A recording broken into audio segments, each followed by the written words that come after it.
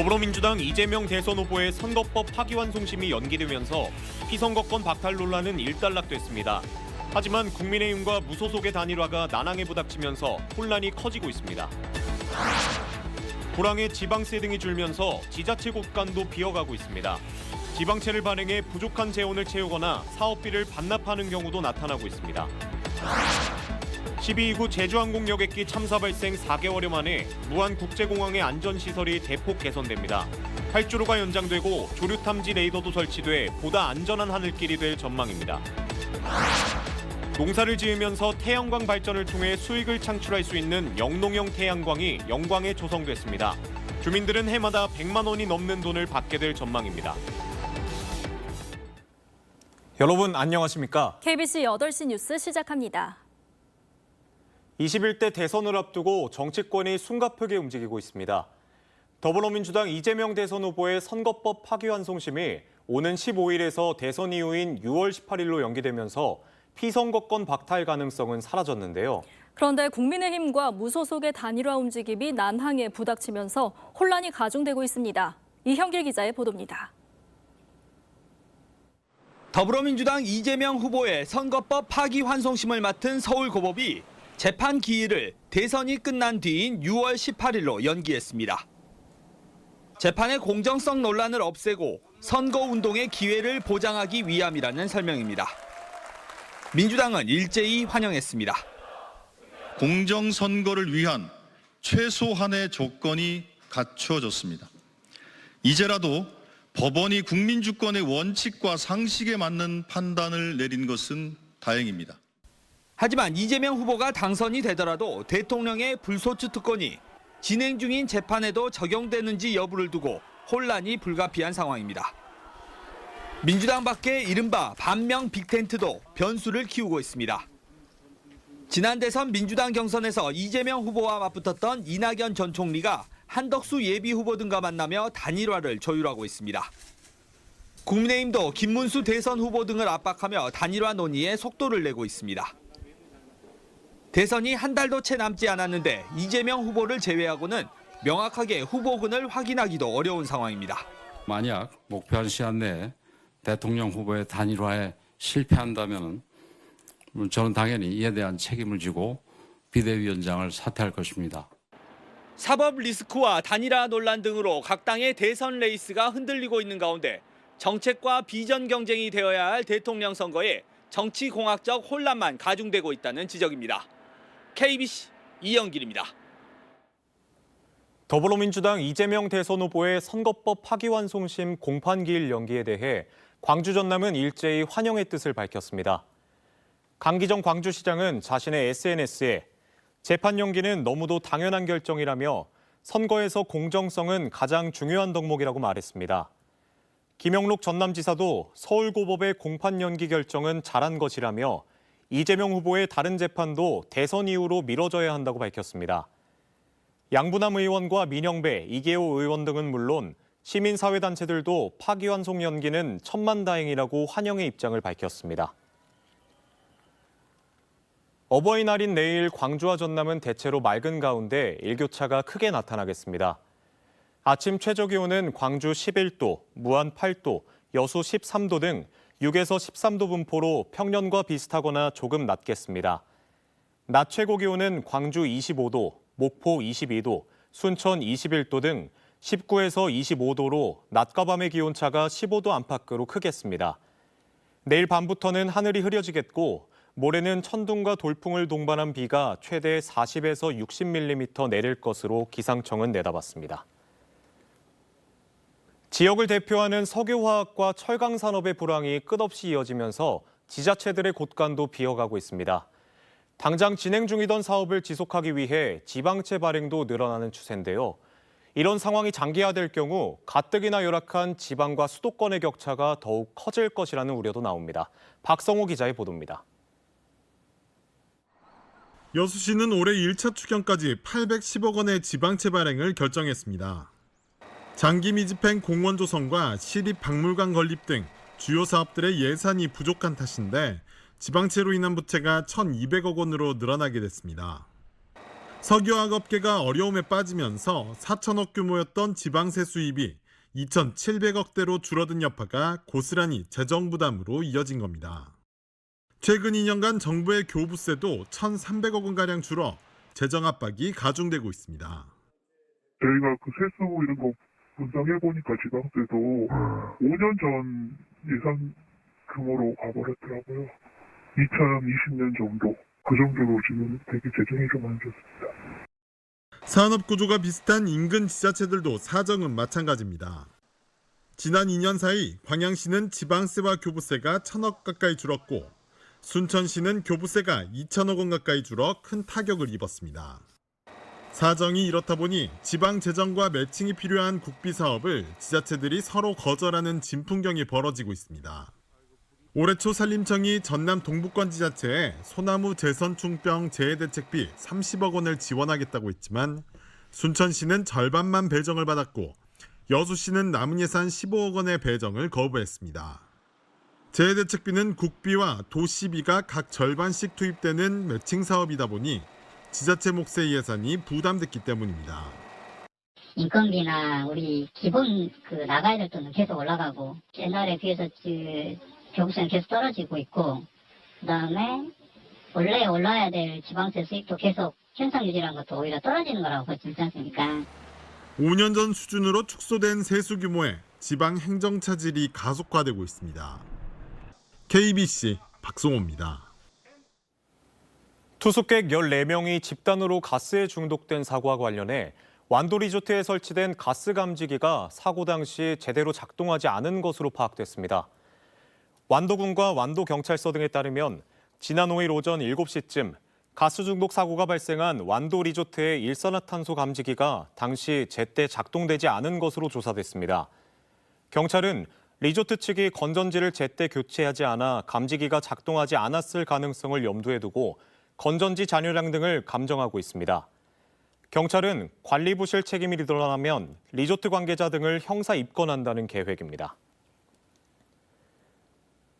뇌물죄 등으로 1심에서 징역형을 선고받은 순천시 의원이 뒤늦게 사직서를 제출했습니다.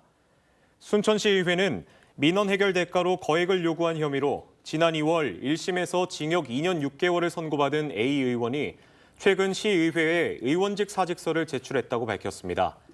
순천시 의회는 조례 등 규정에 따라 내부 논의를 거쳐 사직 허가 여부를 결정할 예정입니다. 12구 제주항공 여객기 참사 발생 4개월여 만에 무안국제공항에 대한 정부의 항공안전 혁신안이 마련됐는데요. 참사 원인으로 지목된 콘크리트식 로컬라이저는 개선되고 활주로도 연장돼 보다 안전한 공항으로 다시 하늘길을 열게 될 전망입니다. 고익수 기자가 보도합니다. 5개월 가까이 식물공항으로 남아있는 무안국제공항의 시설 개선 계획이 확정됐습니다. 국토교통부가 마련한 항공안전 혁신 방안에 따라 안전 수준이 크게 강화됩니다. 현재 2,800m인 활주로는 오는 8월까지 3,160m로 연장돼 중대형 항공기의 이착륙이 한층 안전해질 전망입니다. 무엇보다 대형 참사의 원인으로 지목됐던 콘크리트 둔덕형 방위과학 시설이 8월까지 경량철골 구조로 전면 교체됩니다. 또 현재 199m인 총단 안전구역이 국제공고 기준에 맞춰 활주로 양끝 240m 이상을 확보해 비상 상황에 대비하기로 했습니다. 올해 하반기 전국 공항 중 최초로 무안국제공항에 조류 탐지 레이더가 설치돼 항공기와 조류 간 충돌을 사전에 차단할 수 있는 시스템도 갖춰집니다. 무안국제공항이 전국 최고 수준의 안정성과 세계적 경쟁력을 갖춘 서남권 관문공항으로 거듭나도록 노력하겠습니다. 이 밖에 열화상 카메라와 음파 발생기 등 추가 장비도 8월까지 도입되고 조류 대응 전담 인력도 현재 4명에서 연말까지 12명으로 대폭 증원됩니다. 국토교통부는 조류 퇴치용 드론을 개발해 무안국제공항에서 실증 사업도 진행할 계획입니다. 오는 8월이면 보다 안전한 공항으로 거듭나게 될 무안국제공항이 언제 정상 운항에 들어갈지 주목됩니다. KBC 고익수입니다. 전국의 도시철도 운영기관들이 법정 무임승차 지원 비용이 국비로 보전돼야 한다고 주장했습니다. 광주와 서울, 부산, 대구 등 전국 6개 도시철도 운영기관 노사 대표들은 공동 건의문을 발표하고 지난 41년간 법률에 따라 노인과 장애인 등의 법정 무임승차 지원 비용을 보전하고 있지만 정부의 지원이 없다며 국비 지원을 요구했습니다. 특히 초고령 사회 진입에 따라 법정 무임승차로 인한 재정적 어려움이 더 커질 것이라며 교통약자 이동권 보장을 위해서라도 정부 지원이 필요하다고 강조했습니다. 광주광역시가 간선 급행버스 체계인 BRT 개발을 위한 계획 수립에 나섰습니다.